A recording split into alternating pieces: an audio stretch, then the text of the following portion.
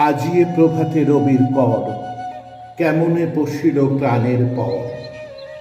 কবিগুরুর জন্মজয়ন্তীতে আজকের প্রভাতে আমার নিবেদনে কবিগুরুর আফ্রিকা।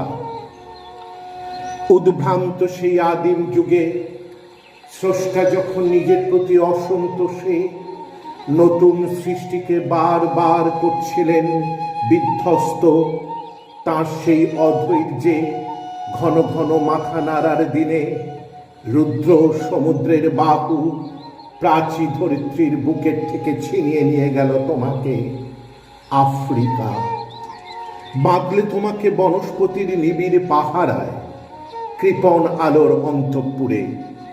সেখানে নিভৃত অবকাশে তুমি সংগ্রহ করছিলে দুর্গমের রহস্য, চিনছিলে জল, স্থল, আকাশের দুর্বোধ সংকেত, প্রকৃতির দৃষ্টি অতীত জাদু। মন্ত্র জাগাচ্ছিল তোমার চেতনাতীত মনে। বিদ্রুপ করছিলে ভীষণকে বিরূপের ছদ্মবেশে, সংখ্যাকে চাচ্ছিলে হার মানাতে। আপনাকে উগ্র করে বিভীষিকার প্রচণ্ড মহিমায় তাণ্ডবের দুন্দুভি নাদে।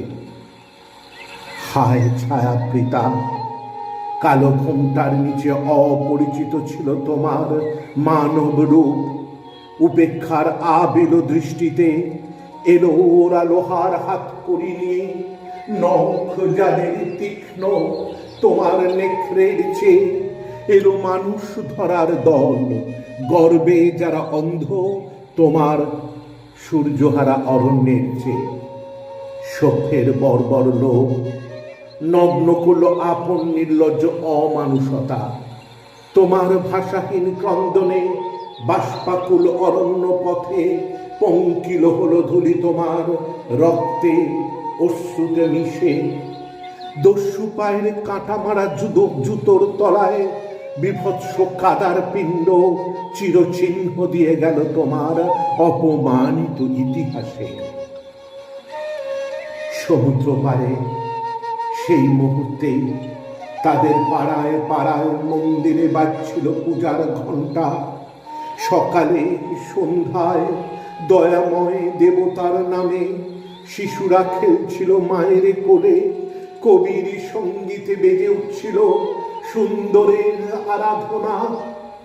আজ যখন পশ্চিম দিগন্তে প্রদোষকাল ঝঞ্ঝা বাতাসে রুদ্ধশ্বাস, যখন গুপ্ত গহ্বর থেকে পশুরা বেরিয়ে এলো অশুভ ধ্বনিতে ঘোষণা করলো দিনের অন্তিম কাল। এসো যুগান্তের কবি, আসন্ন সন্ধ্যার শেষ রশ্মিপাতে দাঁড়াও ওই মানহারা মানবীর দ্বারে। বলো ক্ষমা করো, সেই হোক তোমার সভ্যতার শেষ পুণ্যবাণী।